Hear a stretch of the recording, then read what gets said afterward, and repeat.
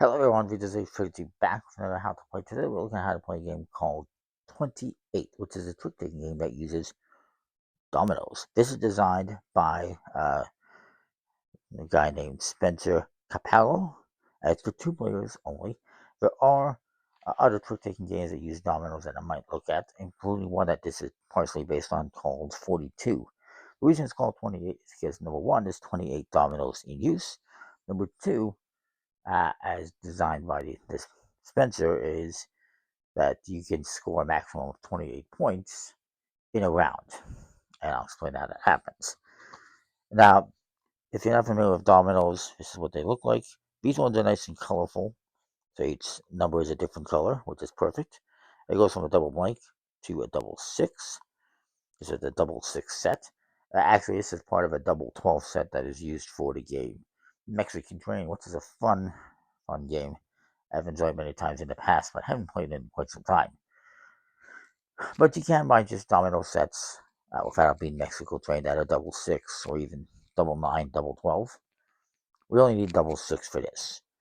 What we'll do is turn them face down and shuffle them up. You have to riffle shuffle them. I'm kidding. But you will want to shuffle them up. And they're nice. I like this type of dominoes. Growing up, we always had this like a wooden set of dominoes, which is fine. But these tile ones are much better. So we're each going to get 13, 4, 5, 6, 7, 8, 9, 10, 12, and 13. From the remaining two, we're going to flip one face up to determine the trump suit, which is going to be, the highest number. So let's just see what it is. Okay, so we have 4. What's the other one here? The 5. What we're going to do to determine the trump is look at the highest number on the dollar, which is a 4. I'll just cover it up the other one so there's no confusion. 4s will be trump. Let's flip these face up so we can kind of see what we got going on here. We're just going to make a prediction of how many tricks we think we're going to make using 2 dominoes for our hand. Obviously, you're going to keep these secretive in front of you, either by having them on a table like this, or you can also hold them in your hand, at least a few of them. You can hold in your hand if you want, in that kind of fashion. But we're going to leave them face up for the purposes of this. Now, I do not have a lot of trump. Actually, no, I lied. I do have 3 trumps, but that means he probably has at least 3 because there's, like 7 in each uh, number.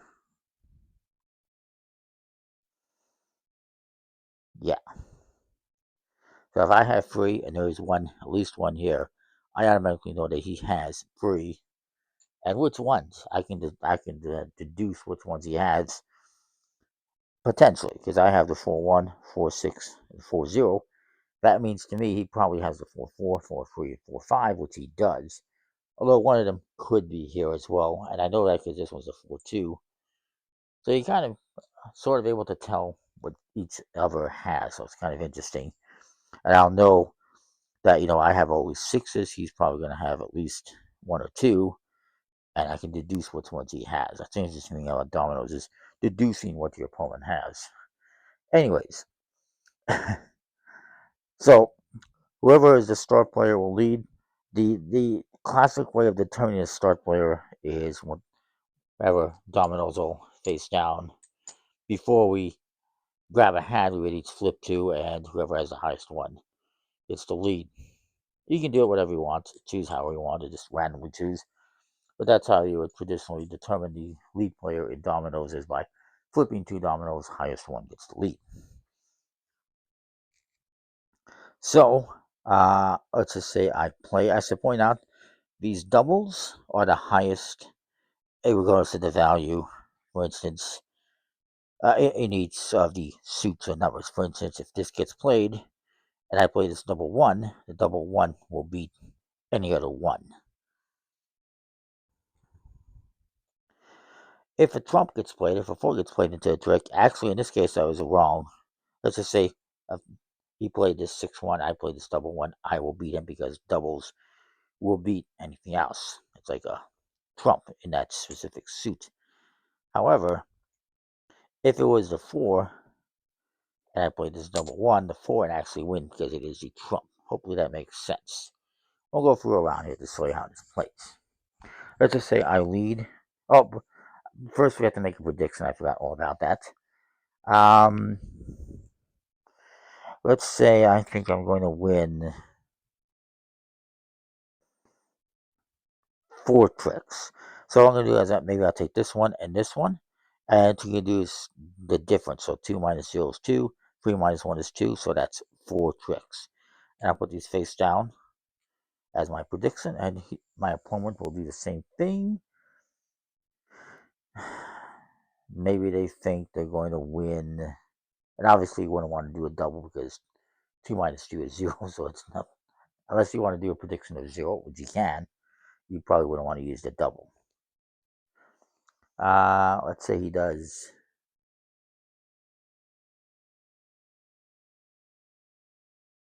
these ones as 4. He's also going to do 4. So then I'll say I lead. I'll play the 6 here. And whatever is the highest number is the lead suit. That means I'm leading with yellow or 6s. And they have to follow what they have, so they do. So don't play this 0. And I win. And I'll collect these. And then I lead the next one. So maybe I'll lead this. I'll just lead the double 6. Why not? Why waste it? And then, maybe I decide to continue and play this one. Now, they don't have any more 6s, so they can play whatever they want, including the trump. So maybe they play this 4 and they trump it and they win. Now they lead the double 4. I cannot beat that, but I have to follow, so I'll play this one. And then maybe now they play the double 5, which I can't beat because it's a double. And then maybe they play this. I can't beat that one, but I can trump it with the 4, so I actually win. And now I get to lead. Let's say I lead this double 3. They have no choice to play whatever, so I win because it's a double. And then I will lead this 1. I win again. I'll lead this one. Actually, let's double check it. Screw up here. I'll lead this double blank. They don't have any blanks, so I don't play this one, and they will trump it with the 4. Actually, they'll just use this one because it's a smaller number. And somehow I screwed up because I only have 1 domino left and they have 3. Let's just pretend I had this 5. So they lead this one. I'll just follow. They win.